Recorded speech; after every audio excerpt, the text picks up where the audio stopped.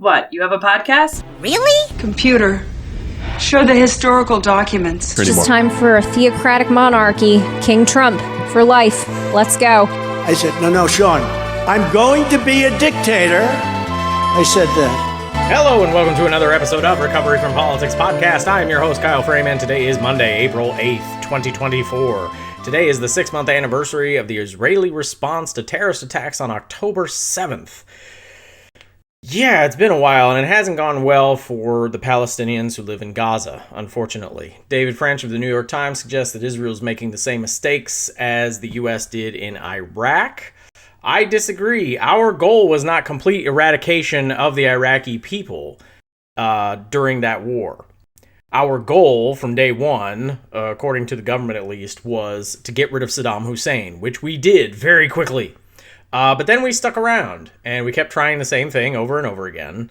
But never in the entire period of that war did we say, you know what the problem is with Iraq?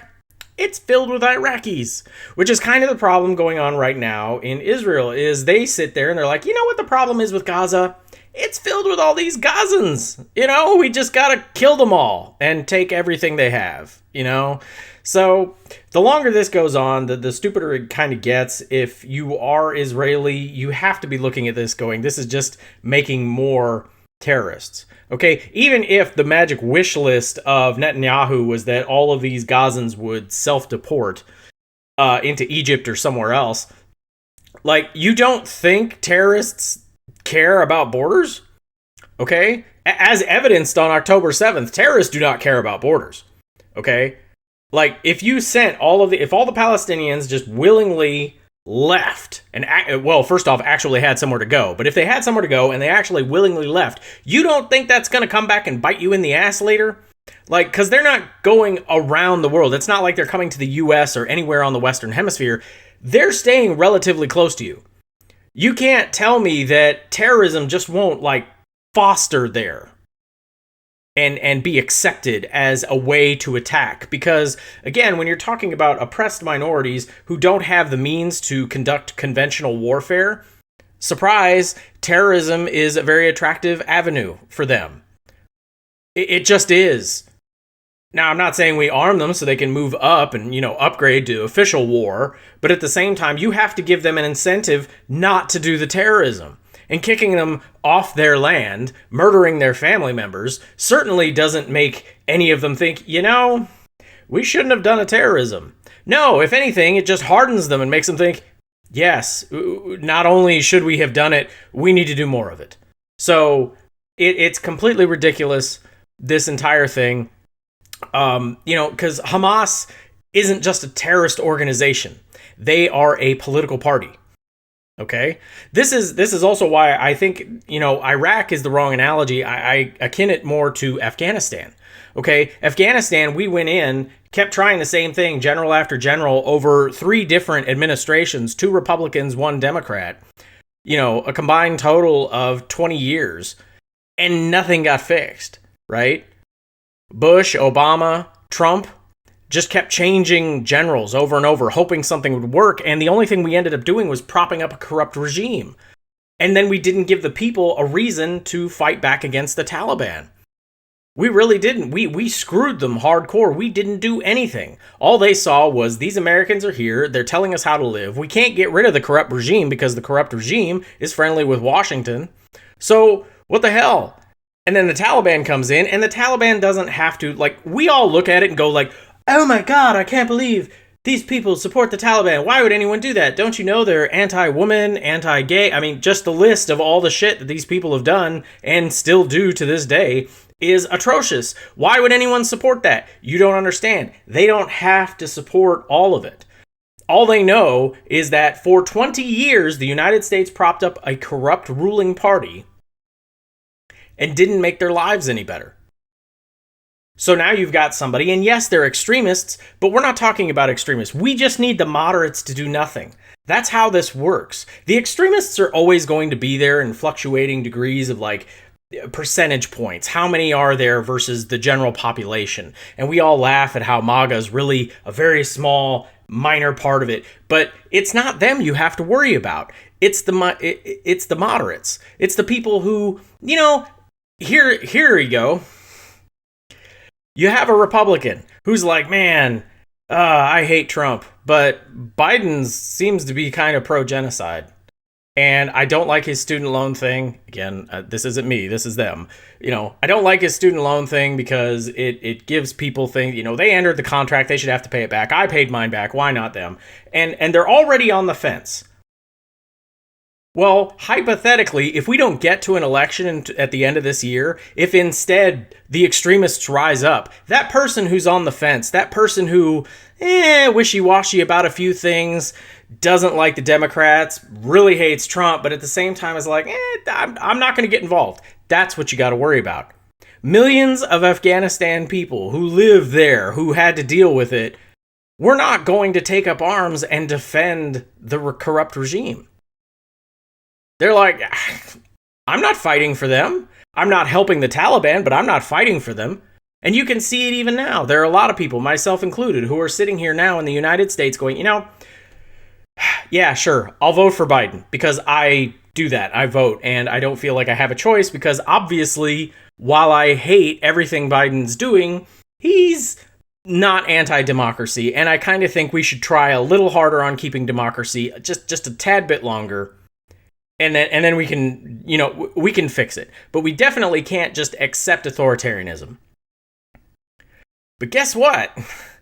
I'm not in love with the Democratic Party. I am not in love with Joe Biden. I would be perfectly fine if Joe Biden was not president right now. Which means, while I am going to vote for him, I'm not going to try to convince anyone else to do so. I'd be like, hey, look, if he wants to get the Muslim vote in Minnesota, if he wants those people to vote for him, that's his job. That's not mine. I'm not going to knock on doors for this guy.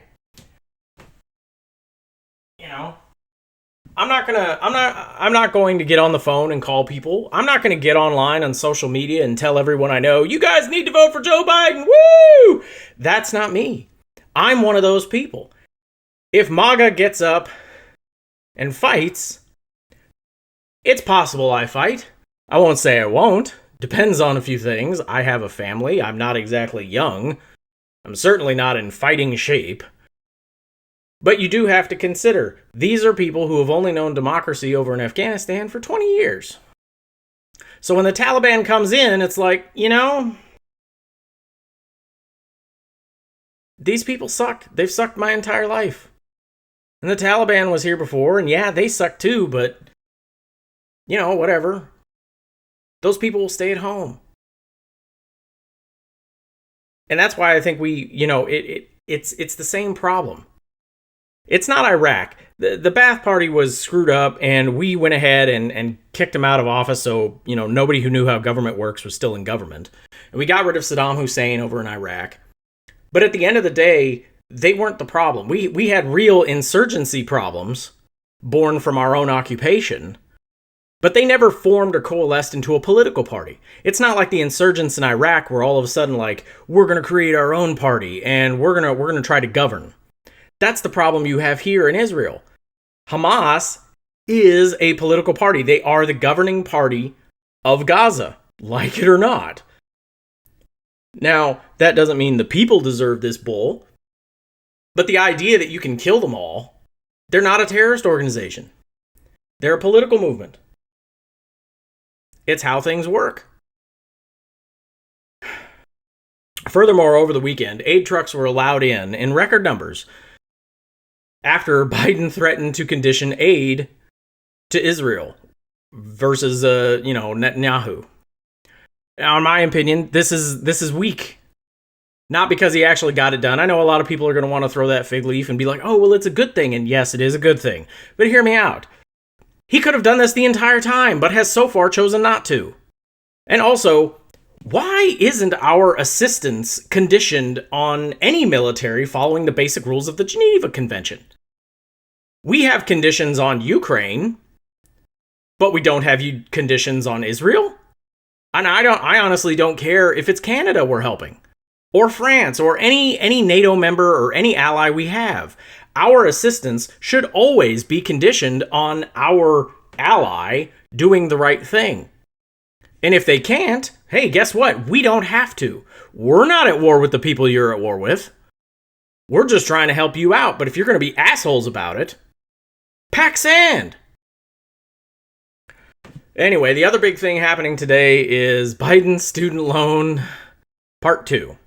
So he tried it the first time and the Supreme Court smacked it down. So today he's unveiled he's going to try it again. And to me, again, I know, broken record, this screams weakness from Biden.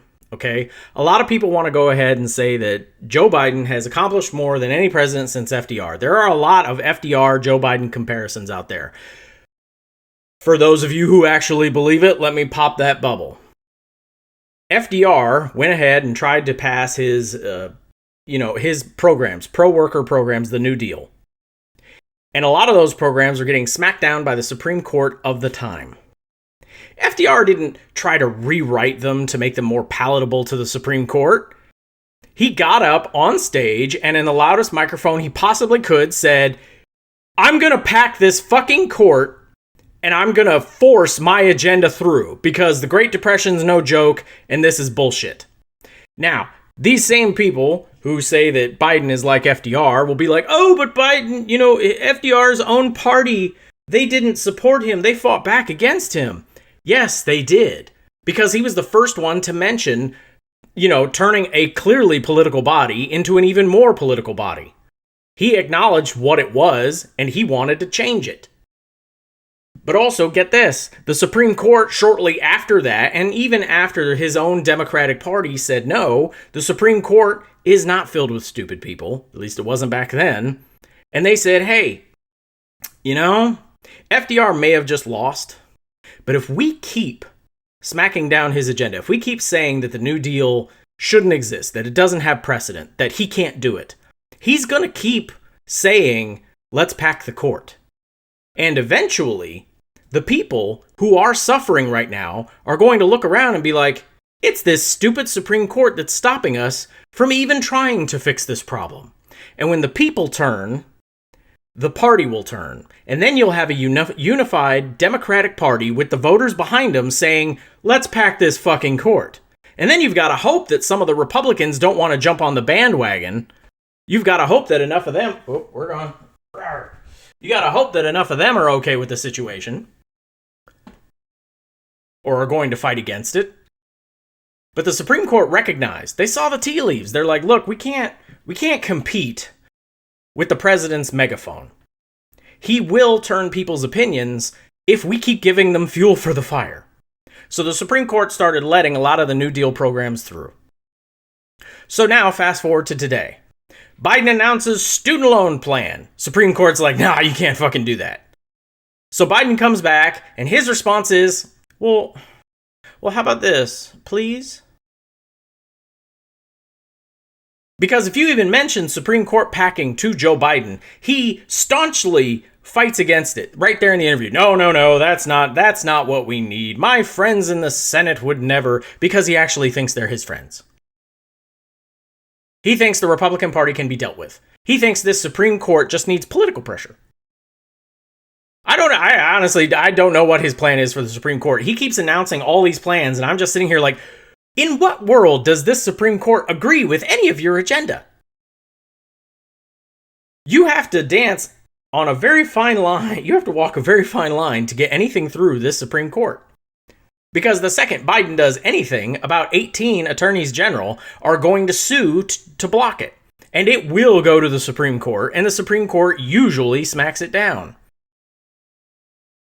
This is all clear as day to me. But for some reason, Biden doesn't want to use the megaphone. He doesn't want to acknowledge reality. The reality is 6 of those justices hate his guts and are going to vote against everything he tries to do. And yes, they're going to be political about it because if the shoe were on the other foot and it was Donald Trump or any Republican in office, they would be all for it. And while we're on the subject of the Supreme Court, I hold the 3 liberal justices accountable as well. They know these rulings are coming out months in advance. They're not sounding the alarm.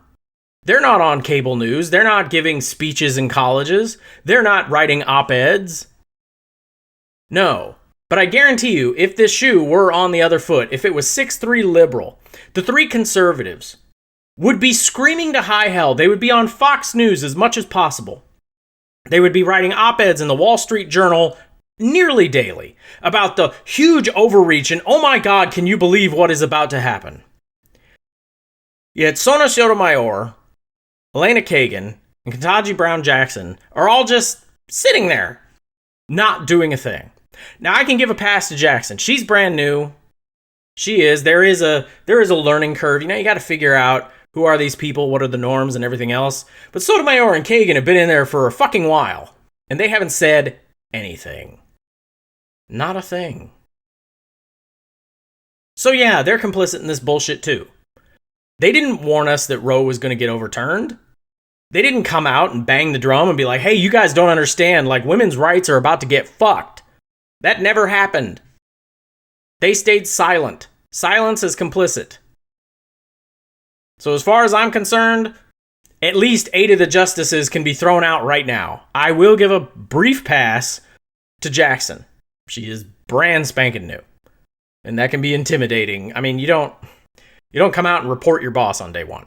I mean, unless it's really egregious, but like, come on, right? Plus, she's probably deferring to her senior colleagues. She might have wanted to say something, took it to Sotomayor and Kagan, and Sotomayor and Kagan were like, no, we just don't do things like that here. So it can be difficult. You're all by yourself. You're new. You can't rock the boat. And again, this is a very short leash because next term for the Supreme Court, if I don't hear her start screaming to the rafters that this shit is crazy and unprecedented and they're overturning everything, I'm going to start holding her in the same amount of contempt that I hold Sotomayor and Kagan and the other 6 assholes. So, you know, we're stuck in this situation where I have no choice. I'm going to vote Democrat down the ballot because, you know, I like democracy so far. I don't want to see it end. And I certainly don't want to turn over the fucking keys to Donald Trump and this Republican Party. I mean, even if you're sitting there and you're like, you know, democracy sucks, I don't like it. Why would you trust these people? Like, seriously, if you've been paying attention, being the most generous that you possibly can, the future president is an idiot, and everyone in Congress is just a sniveling, spineless coward who goes along with it. You should not turn over the democracy of this country to them. You shouldn't say, you know what, democracy over. I want to go full authoritarian. Let's go full tyranny. Let's just destroy democracy entirely, and we're just going to go all in on Trump and the Republican Party. Why them? They're not competent. Okay, they don't do anything well except this groupthink that is able to permeate the masses. Like, why would you turn it over to them? I could understand if somebody like really intelligent and charismatic could step up and you're like, you know, I just don't like democracy, but man, that guy, he's really smart and he's got it, you know? Like that, I wouldn't condone it, but I'd understand it. I don't understand this at all. It's like those people that, like, they do the fake art of, they put Trump's head on this, like, Arnold Schwarzenegger type muscular body, and he's got a big sword or a gun, and he's doing all the stuff, and it's like, yeah, macho man. And it's like, that guy? There's not a single quality of Donald Trump that I would want my kids to try to emulate. Not a one. So, clearly, he can't be doing anything manly, or whatever the hell you want to call it. But we're stuck in this situation right now. Yeah, I'm going to vote Democrat. I really want democracy to happen. But at the same time, I'm not carrying water for the Biden administration. This guy's half-assing all the things that matter to me, at best. Or he's just flat out ignoring it. He's slow on the uptake. I mean, for fuck's sake, on October 8th, I was sitting here saying, we should not trust Netanyahu. We should not trust the IDF. I'm all for going after Hamas and saying this shit can't happen again. But let's be clear, these motherfuckers want to eliminate an entire race of people. They say it. Right now, you can go online, Google any one of his cabinet members, and all of them are talking about forced relocation, starving them to death, just straight up killing them. Go even further, you can find soldiers on the ground, members of the IDF, bragging about how many Palestinian kids they've killed. I mean, that's just crazy to me. Here's something interesting. Israel keeps pointing out 1,200 Israeli citizens were massacred on October 7th. That number hasn't risen. Every casualty since that day has been a Palestinian. Over 30,000 of them. And again, what's the proper ratio? Because right now we're at 30-1. So it is crazy. It's not a two-sided thing. I hate the fact that they keep calling it a war. It's not a war. A war implies that there are two sides of at least kind of comparable weaponry and tactics, and they're going to meet on a battlefield somewhere and fight each other. This is not that. One side is getting slaughtered. Hamas is always in a cave, hiding, and they've got to use bunker buster bombs to try to get them. They've got to blow up hospitals to try to find them. That's not a war. That's not a battle. That's a massacre. So, it's crazy to me that Joe Biden and the rest of the Democrats are going to go ahead and let democracy die to support a genocidal maniac. And again, a lot of people are like, oh, well, if we just get rid of Netanyahu, it'll be great. And sure, I'm willing to try. Go ahead, oust Netanyahu. We'll see how the next guy does. But I'm not confident that the next guy is going to be even better. He could be worse. He could come in and just say the quiet parts out loud. Not that Netanyahu's exactly couching his words these days. Anyway, that's today's show. Hope you enjoyed. Like, subscribe, all that nonsense. Again, this is a one-man show. I'm doing everything all by myself. I don't have writers. I don't have editors. I don't have a filmer. This is natural lighting from overcast sunny day. Yeah, I don't have a set. Nothing. So, go easy on me on the critiques here. But anyway, you guys have a great day. We'll see you again tomorrow.